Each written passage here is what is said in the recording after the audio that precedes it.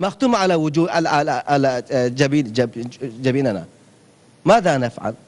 فلا بد أن نحصل على استقلال تام كما كنا نعيش قبل احتلال الصين علينا. ولكنكم ممكن أنكم تسألون أن الحكومة الصينية يعطي الحقوق التام للمسلمين الصينيين نفسهم، ولذلك هم لا يريدون أي شيء من الصين مثلكم. نحن نقول أننا تركستانيون أتراك من أصول تركية. هذا يعني أننا مختلفين تماما في كل شيء عن الصين. عاداتنا، تقاليدنا، معيشتنا، حياتنا كلها لا تشبه أبدا لحياة الصيني. وهذا في حد ذاته طبيعة الحال أننا يكون هناك تمييز بين الصين وبين الأيغور. ونحن كنا في الصغار يقولون أن الصينيين هم الأخ الأكبر وأنتم الأيغور الأخ الصغير. هذا كان التعامل الصيني، الحكومة الصينية كانوا يعلمونها هكذا. عدم التغيير هذا أدت الصين يعاملنا بالتمييز العنصري في البداية، وهذا التمييز العنصري أدت إلى المظالم كثيرة. وبهذا الناس يحلمون أن يكون لهم الاستقلال الذي عاشوا في الماضي في حياة طيبة، في حياة عزة كانوا يحلمون. ولذلك هم دائما يريدون الاستقلال ولو كان بثمن من طرف الصين. أما المسلمون الصينيون هم في كل شيء مثل الصينيين، لغاتهم واحد، عاداتهم واحد، كل شيء مثل هذا. ليس لهم أرض مستقل. لا تستطيع أن هناك للمسلمين الصينيين منطقة معينة لهم، هم منتشرين في كل البلاد، ولكن التركستانيين هم في بلدهم منفصلا عن الصين. وهذا يخيف الصين أن في يوم ما هذا البلد كنا احتللناه، وهذا البلد وهذه المنطقة في يوم ما يمكن أن ينفصل عن الصين. ولهذا الصين دائما في حذر شديد، ودائما في لعبة مع التركستانيين، يلعبون بنا حتى لا يكون هناك انفصال في المستقبل.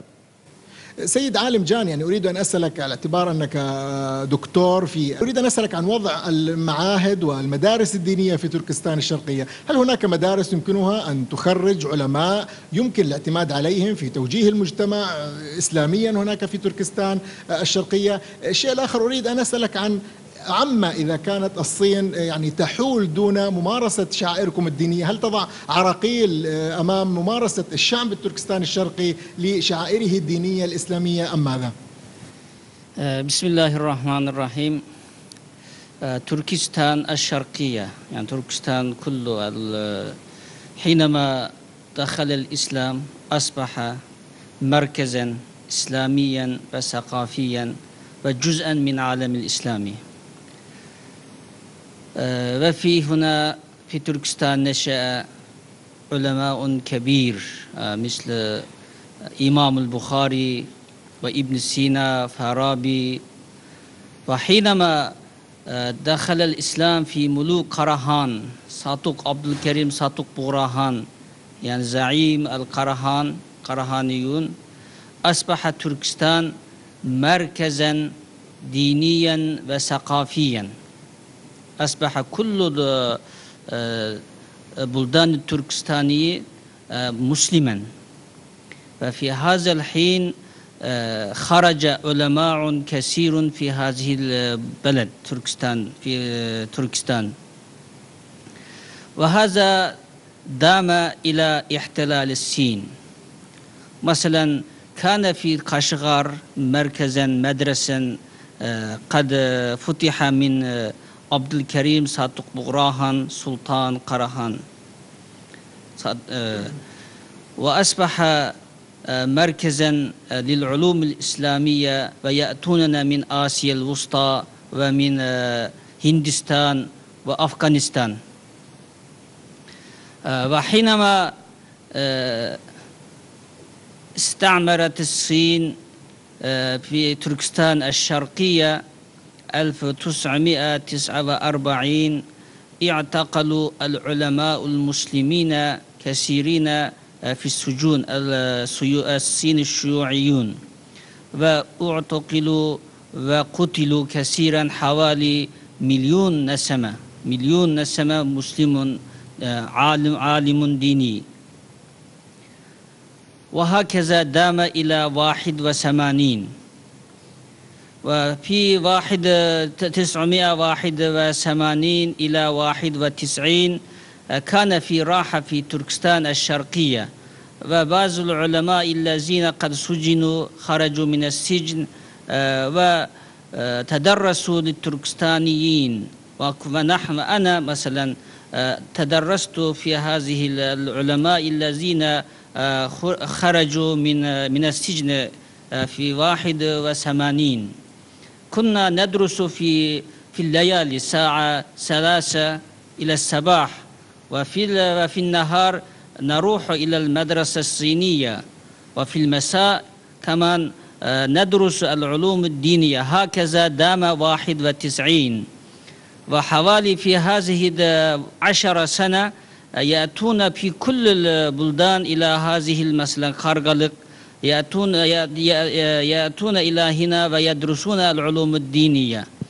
وحينما استقل آسيا الوسطى من الاتحاد السوفيتي تغير وجوه الصين إلى تركستان الشرقيين، واعتقلوا بعض الأساتذة والطلاب الذين تدرسوا في هذه السنوات اعتقلوا وسجنوا.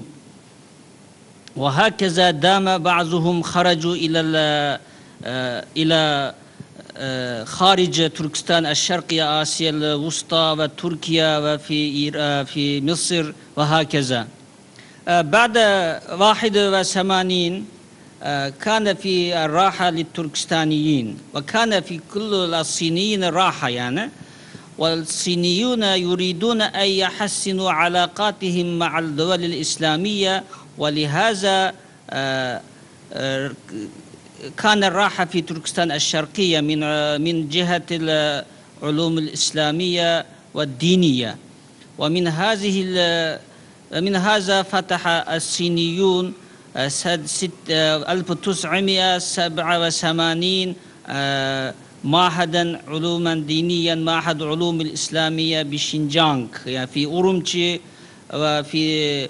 كان هذا يعني لتحسين العلاقة مع العالم الإسلامي وخدمة المسلمين لسياسة الصينية، يعني كان هدفهم هذا.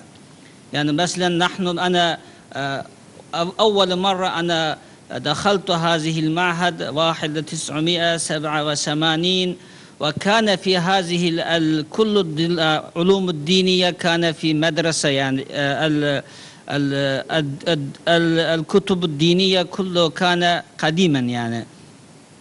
وفي حوالي 50% كان سياسيا، يأتون من جامعات السياسة. مثلا كان في الشيوعي الواحد مثلا الذين يأتون إلى الحكم في إدارة في جامعة السياسة، يعني السياسة معهد السياسة، يأتون إلينا في معهد ويقولون ويدرسون السياسة الشيوعية يعني، ويقولون أنتم تدرسون إلى هذه المدرسة العلوم الدينية، وهذا أنتم لازم بأن تخدموا لسياسة الشيوع الصينية، يعني هذا مهم جدا. هكذا يقول. مثلا كنا في دخلنا في هذه المعهد كان 55 طلبة في كل من تركستانيين، وحينما خرجنا 92 كان 44، والباقون قد سجنوا، لأن بعضهم يعني قد ضد هذه الفكرة. نحن هذا مثلا مدرسة إسلامية، لماذا نحن نخدم مثلا للإلحاد يعني للنظام الإلحادي يعني